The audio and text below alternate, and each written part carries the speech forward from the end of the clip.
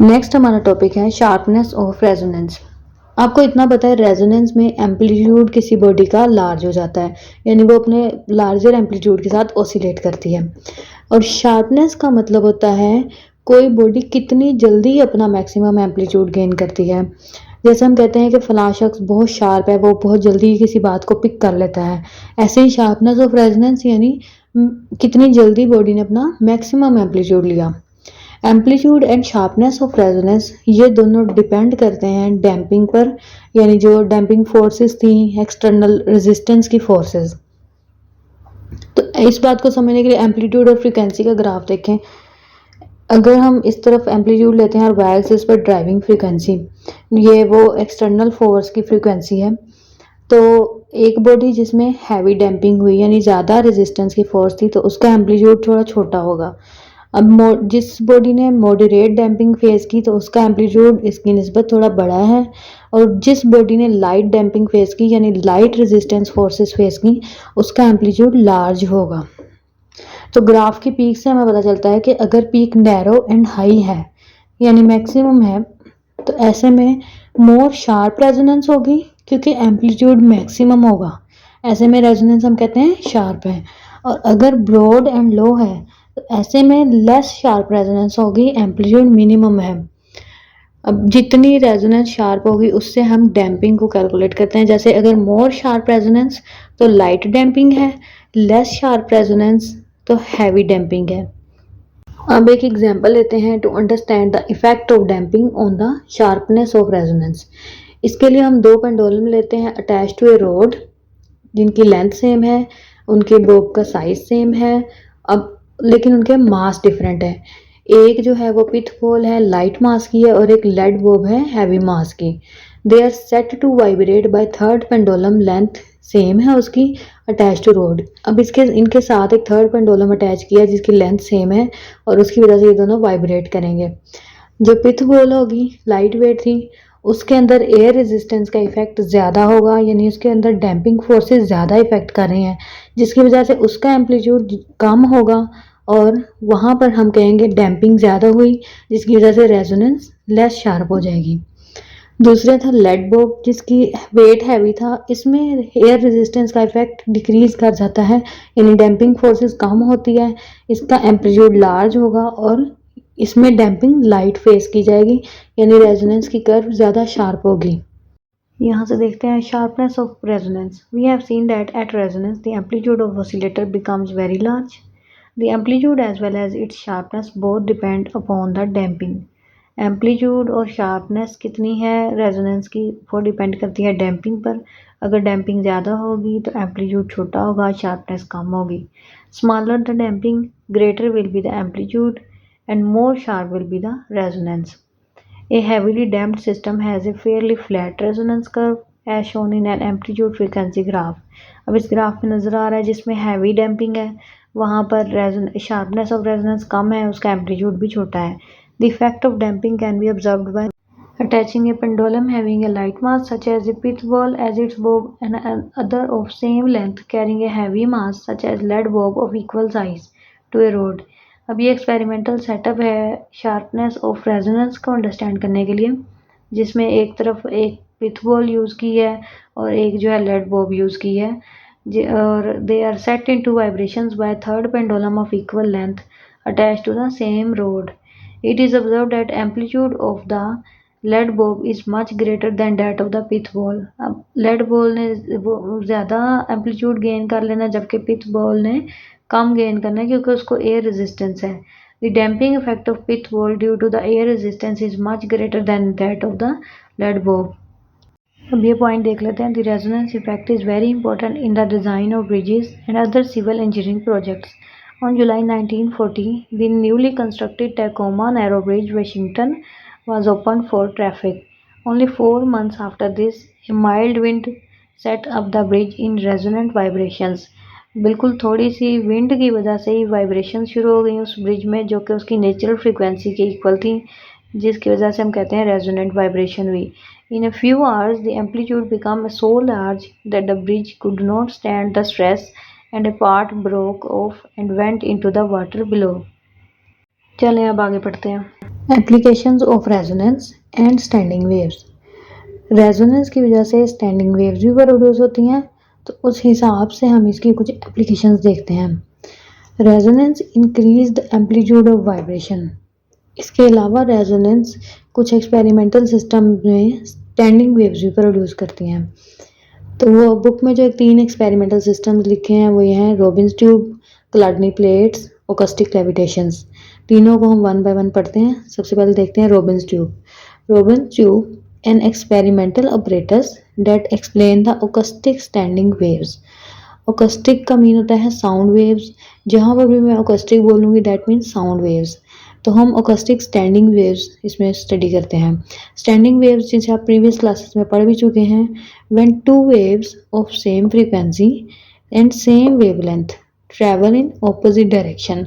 दो waves same frequency same wavelength की हैं और ऑपोजिट डायरेक्शन में ट्रैवल करें तो उसमें कुछ पॉइंट एंटी नोड होते हैं, कुछ नोड होते हैं।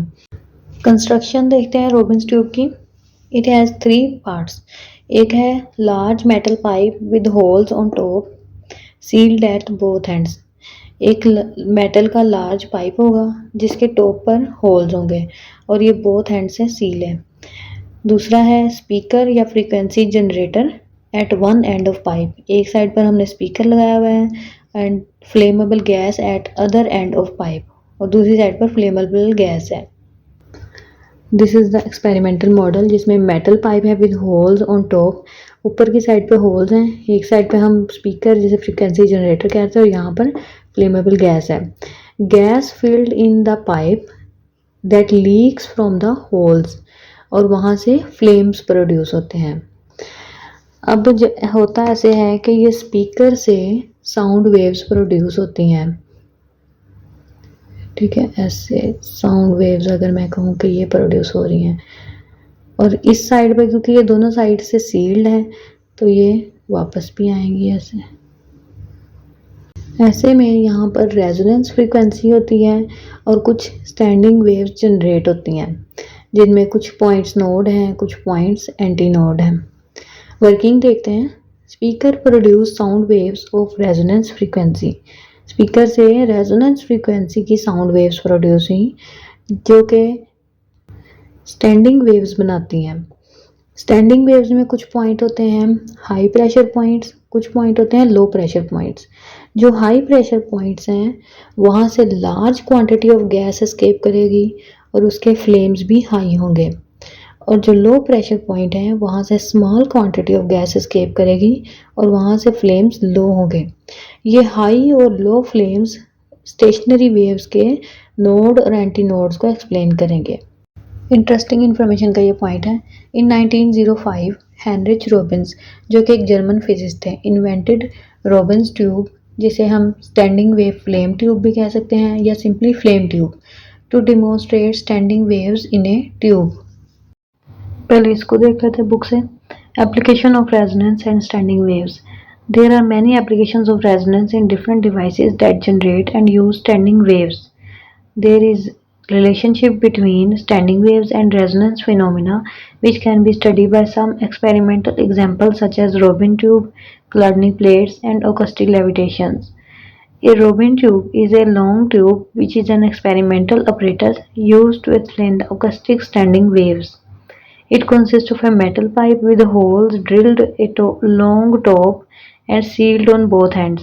One sealed end is attached to a small speaker or frequency generator while the other end is connected to a supply of a flammable gas as shown in figure. The standing wave creates points with oscillating higher and lower pressure within the tube. Less gas will escape from the holes in the tube where pressure is low, hence the flame will be lower at this point, and large quantity of gas will escape from the holes in the tube where pressure is high. Hence flame will be high at these points. These low and high flame reveals the node and antinodes of standing waves inside the tube as shown in figure. A Robbins tube, also known as standing wave flame tube or simply flame tube, is a physics apparatus for demonstrating acoustic standing waves in a tube invented by German physicist Heinrich Robbins in 1905. Second है हमारे पास क्लाडनी plate. ये एक famous या common example है जिसमें हम resonance को use करते हुए स्टैंडिंग वेव्स का पैटर्न शो करते हैं। कंस्ट्रक्शन इसकी देखें तो it consist of a circular और स्क्वायर शेप्ड मेटल प्लेट। ये एक मेटल की प्लेट है जो कि सर्कुलर हो सकती है, स्क्वायर भी हो सकती है, fixed horizontally to a mechanical vibrator. एक मैकेनिकल वाइब्रेटर के ऊपर ये हॉरिजॉन्टली फिक्स है, that driven transversely at its centre. यानी ये वाइब्रेटर इस प्लेट को ट्रांसवर्सली यानी कि ऊपर नीचे वाइब्रेट कर रहा है एट इट्स सेंटर। इसके अलावा इसमें सैंड शेकर होता है जिसकी मदद से हम इस प्लेट पर सैंड स्प्रिंकल करते हैं। ये मॉडर्न क्लाडनी प्लेट का एक्सपेरिमेंटल मॉडल है जिसमें एक फ्लैट प्लेट है जो मेटल की होती है। इसके नीचे एक मैकेनिकल वाइब्रेटर है जो इसको सेंटर पर वाइब्रेट करवा रहा है और ऊपर से हम इस पर सैंड शेकर की हेल्प से सैंड स्प्रिंकल करते हैं। अब होता यह है कि इस मेटल प्लेट की कुछ नेचुरल फ्रीक्वेंसी होती है और मैकेनिकल वाइब्रेटर जब कुछ वाइब्रेशन प्रोड्यूस करता है तो उसकी फ्रीक्वेंसी इस प्लेट की नेचुरल फ्रीक्वेंसी के इक्वल हो जाती है, जिससे रेजोनेंस होती है और स्टैंडिंग वेव्स बनती हैं जिसमें नोड्स और एंटी नोड्स होते हैं। उनको देखने के लिए इस पर सैंड स्प्रिंकल की जाती है। बुक में इसकी शॉर्ट सी वर्किंग लिखी हुई है। बुक में लिखा है कि plate vibrate at resonance frequency, यानी प्लेट ने वाइब्रेट किया उस फ्रीक्वेंसी से जो कि रेजोनेंस करेगी विद द वाइब्रेटर। तो plate vibrate at resonance frequency, so nodes and anti nodes are formed over the surface of plate. To observe this pattern, thin layer of sand is sprinkled evenly over the plate. इस pattern को देखने के लिए sand sprinkle की जाती है plate पर। उसमें कुछ पॉइंट्स नजर आएंगे नोड्स और एंटी नोड्स के। नोड्स वो एरिया होगा जहाँ पर प्लेट डज नॉट वाइब्रेट यानी स्टेशनरी होगी। एंटी नोड्स वो पॉइंट्स हैं जहाँ पर plate vibrate eight maximum amplitude. ये एक इम्पोर्टेंट पॉइंट है एमसीक्यूज के हिसाब से कि sand shift from anti node to node as nodes are stationary. Anti node पर मैक्सिमम एम्पलीट्यूड है इसलिए वहाँ पर सैंड नहीं स्टेबल होगी, बल्कि सारी सैंड जो होगी वो नोड्स पर अवेलेबल होगी। यानी अगर हम सैंड कलेक्ट करेंगे तो हम सारी सैंड नोड्स पर से कलेक्ट करेंगे। इन लेट 18th सेंचुरी अर्नेस्ट क्लाडनी जो कि एक फिजिस्ट थे, म्यूजिशियन थे और इसके अलावा म्यूजिकल इंस्ट्रूमेंट मेकर थे। He invented the Chladni plates to demonstrate complex pattern of standing waves. Chladni plate, a Chladni plate is a good example of resonance and it demonstrates a standing waves pattern. It is usually a circular or square-shaped metal plate which is fixed horizontally to a vibrator and is driven transversely at its center as shown. When the plate is vibrated at the frequency of a resonant normal mode, the nodes and antinodes are formed over the surface of plate. The metal plate does not vibrate at a point when nodes are formed, while the rest of the plate is vibrating with its maximum amplitude.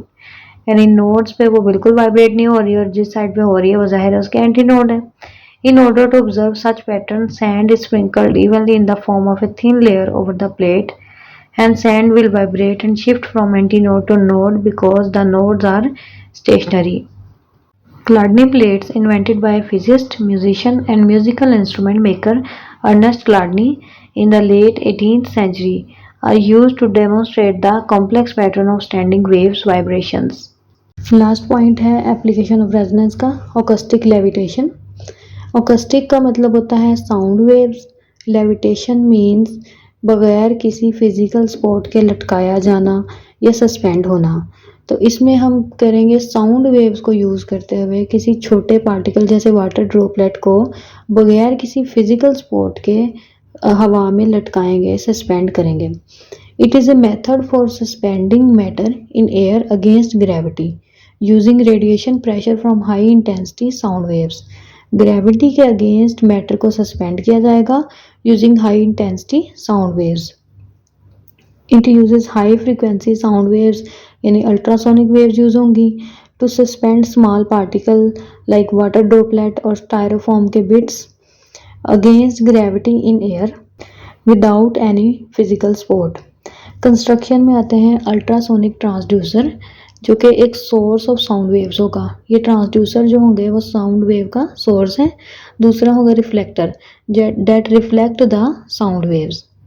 ऑगस्टिक levitation की experimental demonstration है ये, जिसमें नीचे ultrasonic transducer लगा होता है जो कि high frequency sound waves produce करता है। ऊपर रिफ्लेक्टर होता है जो इन साउंड वेव्स को रिफ्लेक्ट करता है। अब बज़ाहिर देखने में ऐसे ही लगता है कि ये स्मॉल वाटर ड्रॉपलेट लेविटेशन में है, यानी सस्पेंड कर रहा है विदाउट एनी फिजिकल सपोर्ट, क्योंकि कोई भी स्टैंडिंग वेव्स तो नज़र नहीं आती।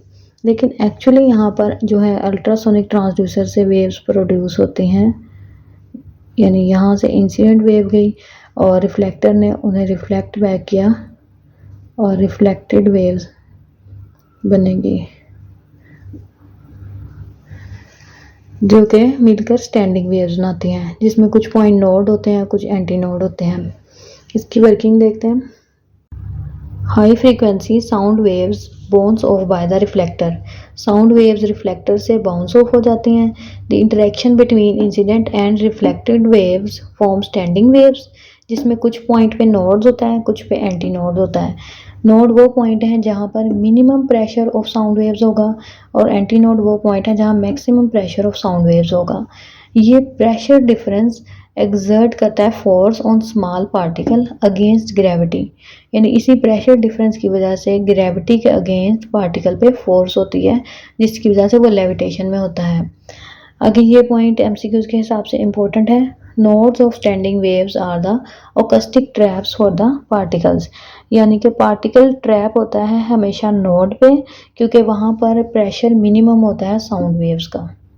Acoustic levitation. Acoustic levitation is a method for suspending matter in air against gravity using radiation pressure from high intensity sound waves. This method explains the relation between resonance and standing waves, in which the high frequency sound waves yani ultrasonic are used to suspend small particles such as bits of styrofoam or droplet of water against gravity in air without any physical contact. यानी high intensity की sound waves की वजह से हम किसी small particle जैसे कि styrofoam का बिट हो या वाटर ड्रॉपलेट को ग्रेविटी के अगेंस्ट सस्पेंड करेंगे, लेविटेशन में लाएंगे। वर्किंग देखें। Basically an acoustic levitator consists of a source of sound transducer and a reflector. The high frequency sound waves from the transducer is bounced off by the reflector. The interaction between the incident and reflected waves forms a standing wave where a pressure of sound in the area of node is minimum and pressure is maximum in the area of antinode. Such differences between higher and lower pressure exerts a force on small particle of styrofoam against the gravity. As a result, the particles are trapped at nodes as shown in figure. In this case, the nodes of the standing wave act as a acoustic traps. Figure में acoustic levitation का setup दिखाया है, जिसमें नीचे ultrasonic transducer है, ऊपर reflector है और एक फ्लोटिंग ड्रॉपलेट है जो कि एक्चुअली स्टैंडिंग वेव्स के नोड्स पर ट्रैप हुआ है। यहाँ हमारा ये चैप्टर एंड होता है। उम्मीद करती हूँ इसके सारे कॉन्सेप्ट्स आपको क्लियर हो गए हैं। हमारे चैनल को सब्सक्राइब करना ना भूलिएगा।